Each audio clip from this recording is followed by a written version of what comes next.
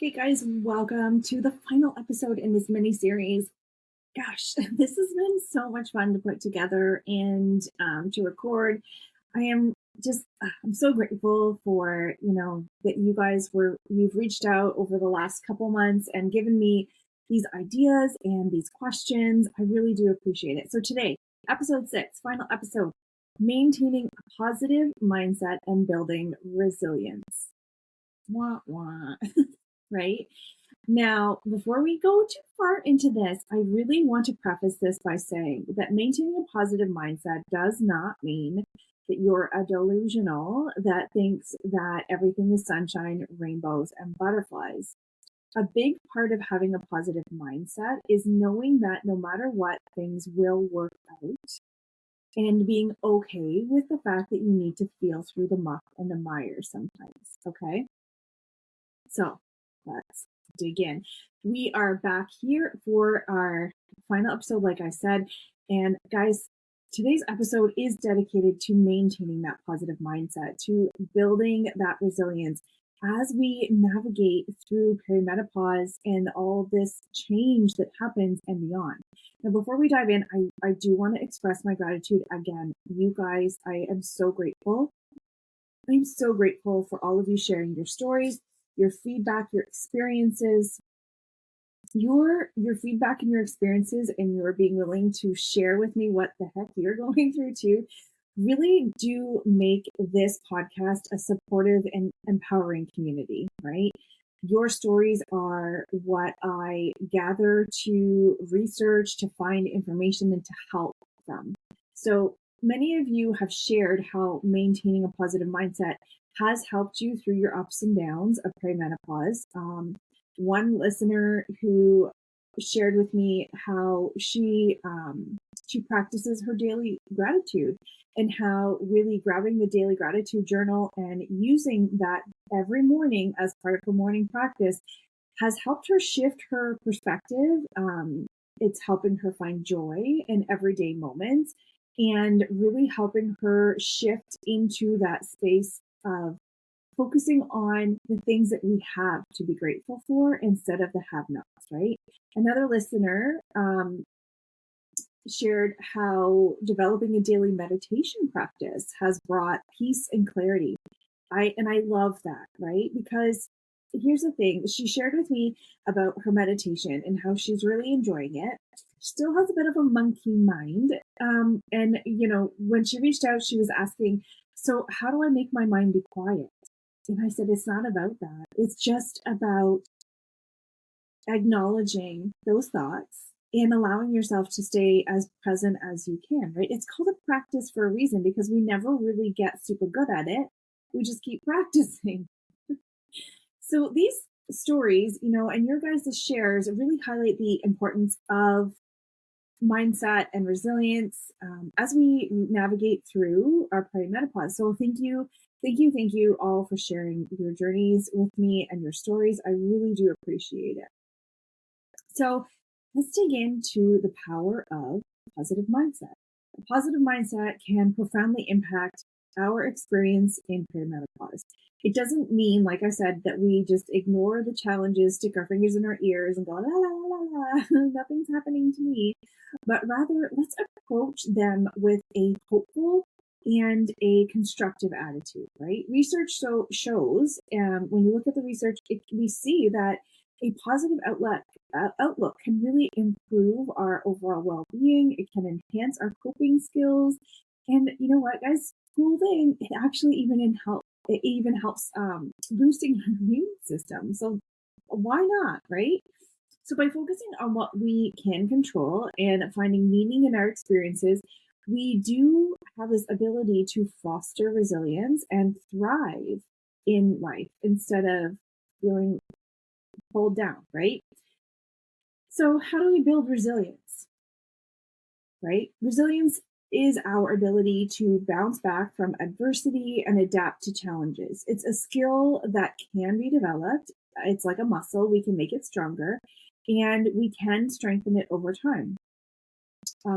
Here are some of the strategies that I have found really helpful in building resilience during perimenopause. And some of the strategies that came up in the research I did to try and figure out, how do we actually do that? So, number one, self compassion. Treat yourself with the same kindness and understanding that you do others, especially during your difficult times, right? Compassion can reduce stress and promote emotional well-being. How many times when you feel like you're floundering or failing at something, do you go to the mind frame of, I'm not good at this. Yeah, I suck. This is horrible. What if you practice self-compassion in those moments instead? What if you shifted that narrative and that mindset from I'm no good at this to at least I'm trying, right? That's a huge difference, a huge shift in the energy around that. Number two, practice your mindfulness. No, mindfulness, you can practice this to stay present, fully engaged with your experiences. Mindfulness can help you manage stress and can really enhance your emotional resilience, right? And one of the things that I'm learning to do, I'm not going to say I'm totally good at it yet, but I'm learning to do is those emotions that we label bad, right? Good and bad emotions, those ones that we label bad. When I get mindful with them, when I stay present with them, I realize that they're not necessarily bad emotions. They're just emotions. They're just ways that I feel in that moment, that it's okay to feel them, right? So I become mindful of what my body is saying, how my emotions are being expressed, and I take away that good or bad label. And that has really helped me to be able to process and manage in those moments of stress, and really just feels good, honestly. It feels good to process those things. And then we move into connection, right? We talked about this last week about the importance of connecting and having those people around us that really support us. So connect, build and maintain strong social connections. I know for myself, when it really first hit me really hard during menopause, I wanted to hide in a hole. I've spoken with some of you that felt the same way. We disconnect, we go, like leave me alone, which is fine because sometimes you do need to have those moments for yourself. But I think what's important is that we know that we still need those social connections, right? Man is an island unto themselves, or no woman. So making sure to, have those supportive relationships. And that does mean setting really healthy boundaries, not putting yourself in situations where, you know that those people don't understand and they're judging you. Putting yourself in spaces where the people that you're sitting with understand and are able to provide comfort and encouragement during what you're going through, right? Flexibility, stay open to change. This is huge, right? Because honestly, I feel like we are changing on the daily in this phase. And I don't mean just like emotionally, we're all over the place, we're changing daily, although that is true. I mean, like, we have these, I don't know about you, but I have like these aha moments, these what the moments every single day. So if you're able to stay open to change and be willing to, kind of adjust your goals and expectations, I am literally preaching to myself right now. Literally. I'm going to pause and share this with you. So I have a huge goal in mind and something that I really want to accomplish. And I have it like, this is the way it has to get done. Okay. It has to be done ABC way. And I'm getting frustrated because it's not getting done ABC way. And in my mind, this is how it should be done. So it doesn't make sense. How come it's not? And I reached out to a really good friend of mine, and I kind of just spilled out all of it. I'm like, I'm having a really hard time. It's not going the way, and I keep asking for signs, and I keep getting the big huge fuck yes signs. I keep getting them, but the way in which it's happening isn't happening in the way that I thought it should. So she reminded me that sometimes we have to adjust our goals and expectations. That's literally what she reminded me of this morning. So I'm sitting here practicing what I preach, and I am going to start to be flexible so that, this flexibility can help me navigate through this uncertainty of this change of what's happening in my life and through my perimenopause. And I just navigate through it with better ease and grace, right? Because I am not I am not in charge of how the universe rolls. I wish I was, but I'm not. So I'm learning to be flexible. I totally forgot that I wrote that in there today, so I needed that, apparently. Thank you, Spirit. Thank you, thank you, thank you. So, okay, great. We need to do these things, right? But what are some practical tips and takeaways that we can use to actually start to maintain a positive mindset, to build these resiliencies and help us move forward into this stage feeling, you know, a little bit more on it? Number one, guys, our gratitude practice. Grab the gratitude journal. Start a daily gratitude practice. The journal that I have for you, the 28-day strategy, gratitude, it literally has prompts for you every day to help you focus on the positive aspects of your life, help you move away from, those. I set it up in alignment with what happens with our hormones. So, when you're in that phase where you're like, I hate everybody, well, I'm going to prompt you to remind you that there are people in your life that you don't hate, that you love, and that love you, right? It is an amazing practice. Take a couple minutes every morning, grab the gratitude journal. It's on Amazon. It was literally $15 on Amazon. Dirt cheap. 3 months worth of gratitude prompts. Grab it and get started. Number 2, positive affirmations.